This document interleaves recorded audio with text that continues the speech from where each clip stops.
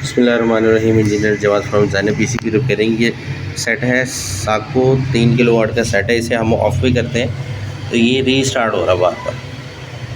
इसको हम रिपेयर करेंगे तो इसके बारे में वीडियो बनाएंगे कि फ़ॉल्ट का एरिया कौन सा है।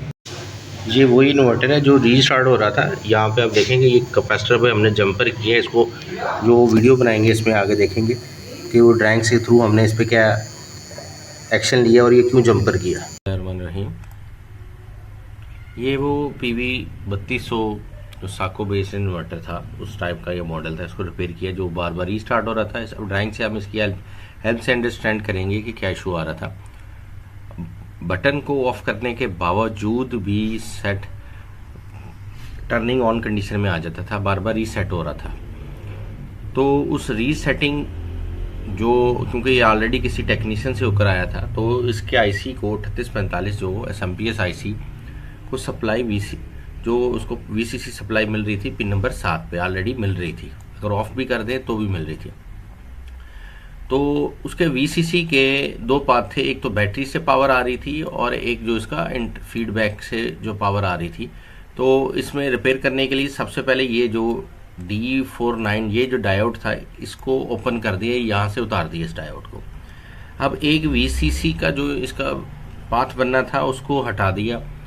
अब जो दूसरा VCC का पाथ था वो दूसरा VCC के पाथ के लिए जब हम स्विच यहाँ पे लगाएंगे, स्विच ऑन कंडीशन में होगा, ये दो पिनें आपस में मिल जाएंगी। तो क्योंकि इस कंडीशन में अगर हम इस पाथ को लेके चलें तो इस कंडीशन में जैसे ही हम बटन प्रेस करेंगे, जैसे ही ये कैपेसिटर ये C7 जो कैपेसिटर है ये मोमेंटरी तौर पर जब ये चार्ज होगा तो ये करंट पास आउट करेगा। जब करंट पास आउट करेगा तो ये जो ट्रांजिस्टर है NPN तो इसकी बेस पे सिग्नल आने की वजह से ये टर्निंग ऑन कंडीशन में आ जाएगा। जैसे ये टर्निंग ऑन कंडीशन में आ जाएगा तो इसका ये जो ग्राउंड है वो ये जो अगला जो ट्रांजिस्टर है PNP इसकी बेस पे क्योंकि ग्राउंड आ जाएगा तो ये टर्न ऑन हो जाएगा और जो इसका VCC का पाथ बनेगा वो ये पाथ बनेगा।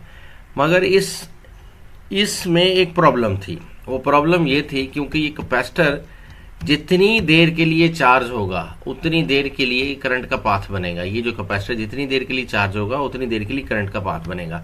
तो इस चीज को ओवरकम करने के लिए क्या किया गया, यहाँ पे जंपर का यूज किया गया, यानी इन दो पॉइंट्स को जंपर कर दिया गया। जब इन दो पॉइंट्स को जंपर कर दिया गया तो जो NPN ट्रांजिस्टर की बेस पे एवरी टाइम वोल्टेज अवेलेबल होंगे जब हम स्विच प्रेस करेंगे। जब ये वोल्टेज अवेलेबल होगा तो ये टर्निंग ऑन कंडीशन में चला जाएगा। जब ये टर्निंग ऑन कंडीशन में चला जाएगा तो ये जो ग्राउंड है ये PNP की बेस पे चला जाएगा। जैसे PNP ट्रांजिस्टर की बेस पे जाएगा तो ये VCC का पाथ बना रहेगा। पहले क्या था कि क्योंकि कैपेसिटर लगा हुआ था, कैपेसिटर से मोमेंटरी तौर पे एक मोमेंट के लिए जब तक कैपेसिटर एक चार्जिंग करंट ले रहा है, चार्ज हो रहा है, तब ये पाथ तब 3845 की पिन नंबर 7 पे VCC अवेलेबल थे।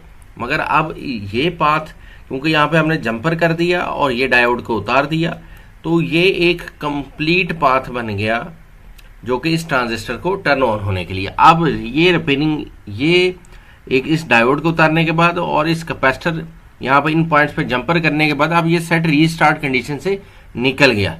Thank you friends, Allah Hafiz.